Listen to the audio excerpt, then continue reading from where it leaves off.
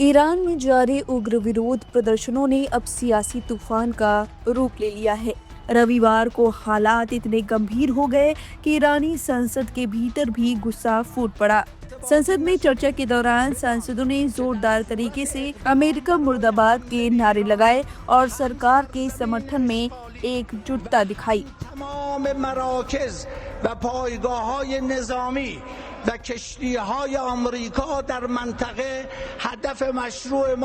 यह बहस ऐसे वक्त हुई जब ईरान की सरकार पिछले कई दिनों से सड़कों पर भड़के जन आक्रोश को काबू में लाने में नाकाम रही है। संसद अध्यक्ष मोहम्मद बाकिर खलीफबाफ ने इस दौरान बेहद सख्त लहजे में चेतावनी दी। उन्होंने साफ कहा, अगर अमेरिका इन प्रदर्शनों की आड़ में ईरान पर हमला करता है तो अमेरिकी सेना और इजराइल दोनों ईरान के लिए वैध निशाने होंगे। हालात की गंभीरता का अंदाजा इसी बात से लगाया जा सकता है कि ईरान से इंटरनेट सेवाएं बंद कर दी गई हैं, फोन लाइनें काट दी गई हैं और देश के अंदर से सही जानकारी बाहर नहीं आ पा रही है। हालांकि अमेरिका स्थित human rights activist news agency का दावा है कि अब तक विरोध प्रदर्शन में कई लोगों की जान जा चुकी है और करीब 2600 लोगों को हिरासत में लिया गया है। विदेश में रह रहे ईरानियों में डर है कि सूचना पर लगाई गई यह पाबंदी सुरक्षा एजेंसियों को और ज्यादा सख्त कार्रवाई के लिए खुली छूट दे सकती है। इस बीच अमेरिका के राष्ट्रपति डोनाल्ड ट्रंप ने चेतावनी दी है कि यदि शांतिपूर्ण प्रदर्शनकारियों पर अत्याचार हुआ तो अमेरिका इस्लामिक रिपब्लिक के खिलाफ कार्रवाई में पीछे नहीं हटेगा। खamenei का सख्त संदेश। अमेरिकी चेतावनियों के बावजूद ईरान के सर्वोच्च नेता अयतुल्लाह अली खamenei ने नरमी के बजाय सख्ती के संकेत दिए हैं।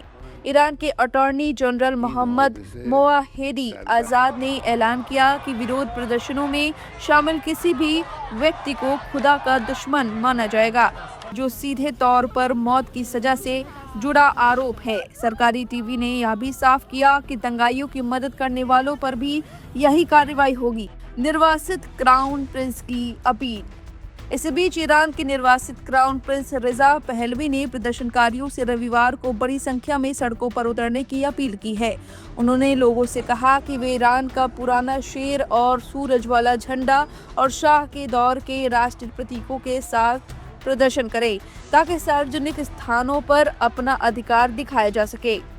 आर्थिक संकट से शुरू हुआ विद्रोह। गौर करने वाली बात यह है कि ये विरोध प्रदर्शन 28 दिसंबर को ईरानी मुद्रा रियाल के ऐतिहासिक रूप से गिरने के बाद शुरू हुए थे। हालात इतने खराब हैं कि एक अमेरिकी डॉलर के मुकाबले रियाल की कीमत 14 लाख से भी ज्यादा पहुंच चुकी है। अंतर्राष्ट्रीय प्रतिबंधों और परमाणु कार्यक्रम को लेकर बढ़ते दबाव ने ईरान की अर्थव्यवस्था की कमर तोड़ दी है। आर्थिक गुस्से से शुरू हुआ यह आंदोलन अब सीधे सीधे ईरान की धार्मिक सत्ता को चुनौती देने में बदल चुका है और यही वजह है कि आने वाले दिन ईरान के लिए बेहद निर्णायक साबित हो सकते हैं। फिलहाल इस खबर पर आपकी जो भी राय में कमेंट करके अपनी राय जरूर दे। बने रहिए लाइव हिंदुस्तान के साथ।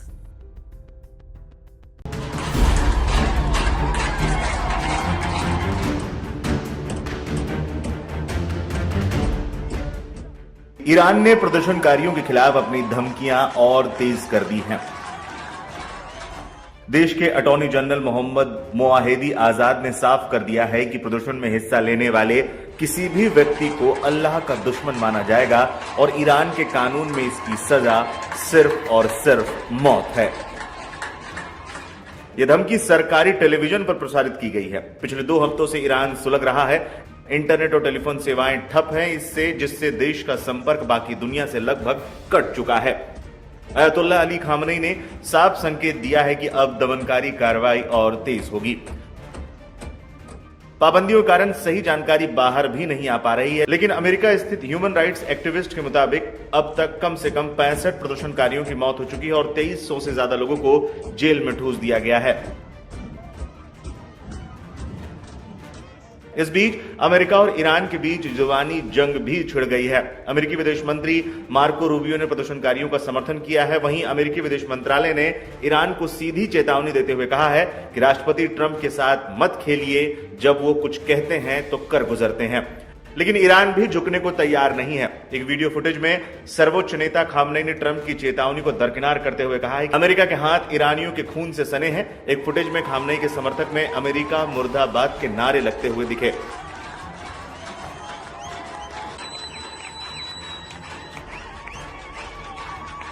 सरकारी मीडिया अब प्रदर्शनकारियों को आतंकवादी करार दे रही है। ईरान में जिस तरह से प्रदर्शनकारियों को आतंकवादी और अल्लाह का दुश्मन बताया जा रहा है, उससे आशंका बढ़ गई है कि आने वाले दिनों में वहां खून खराबा और बढ़ सकता है।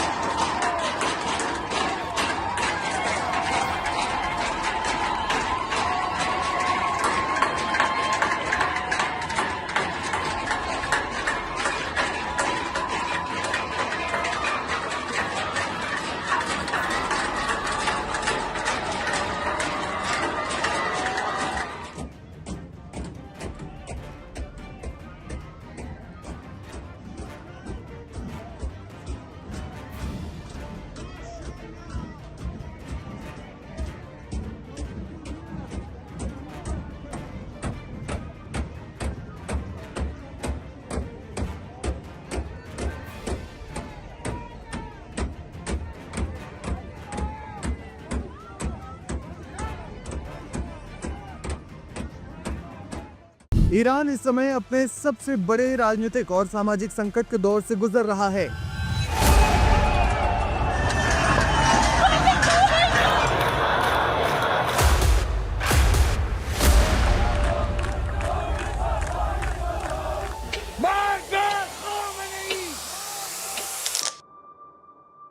देश की सड़कों पर पिछले 2 हफ्तों से जो मंजर दिख रहा है, उसने पूरी दुनिया का ध्यान अपनी ओर खींचा है। जहां एक और लगभग 100 शहरों में सरकार विरोधी प्रदर्शनकारी सत्ता परिवर्तन की मांग कर रहे हैं, वहीं दूसरी ओर सर्वोच्च नेता अयातुल्लाह अली खामनेई के आह्वान पर हजारों समर्थक भी सड़कों पर उतर आए हैं।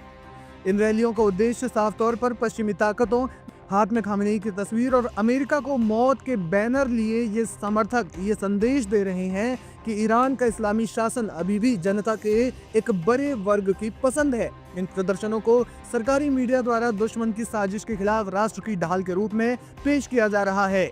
इस पूरे संकट की जड़ में ईरान की चरमराती अर्थव्यवस्था है। 2026 की शुरुआत के साथ ही ईरानी मुद्रा रियाल ऐतिहासिक रूप से निचले स्तर पर पहुंच गई है। आवश्यक वस्तुओं की कीमतें आसमान छू रही हैं। युवाओं में भविष्य को लेकर भारी अनिश्चितता है। इन हालातों के बीच निर्वासित क्राउन प्रिंस रजा पहलवी के समर्थन में प्रदर्शनकारियों को एक नई दिशा दी है, जो अब केवल सुधार नहीं बल्कि सीधे शासन का अंत चाहते हैं। अमेरिकी राष्ट्रपति डोनाल्ड ट्रंप ने इस बार कड़ा रुख अपनाया है। उन्होंने ईरानी सरकार को चेतावनी दी है कि अगर प्रदर्शनकारियों के खिलाफ बल प्रयोग जारी रहा तो अमेरिका मूक दर्शक बनकर नहीं रहेगा।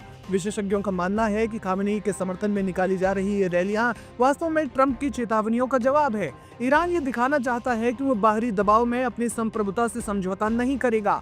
सड़कों पर मचे इस घमासान की भारी मानवीय कीमत चुकानी पड़ रही है। ताज़ा रिपोर्ट्स के अनुसार सुरक्षा बलों और प्रदर्शनकारियों के बीच झड़पों में अब तक 50 से ज्यादा लोगों की जानें जा चुकी है। सैकड़ों कार्यकर्ताओं और छात्रों को हिरासत में लिया गया है। शासन ने सूचनाओं के प्रसार को रोकने के लिए देश भर में इंटरनेट ब्लैकआउट कर दिया है, जिससे दुनिया को जमीनी हकीकत का पता चलने में मुश्किल हो रही है। ईरान आज उस दोराहे पर खड़ा है जहां एक तरफ शासन का अस्तित्व दांव पर है तो दूसरी तरफ जनता की आज़ादी की तड़प दिख रही है। खामनेई के समर्थन में निकाली गई रैलियों ने ये साफ कर दिया है कि वे हार मानने वाले नहीं हैं, लेकिन सड़कों पर उतरा युवाओं का सैलाब इस बार चुप होता नहीं दिखाई दे रहा है। आने वाले कुछ दिनों में ये तय हो पाएगा कि ईरान का भविष्य किस दिशा में मुड़ेगा।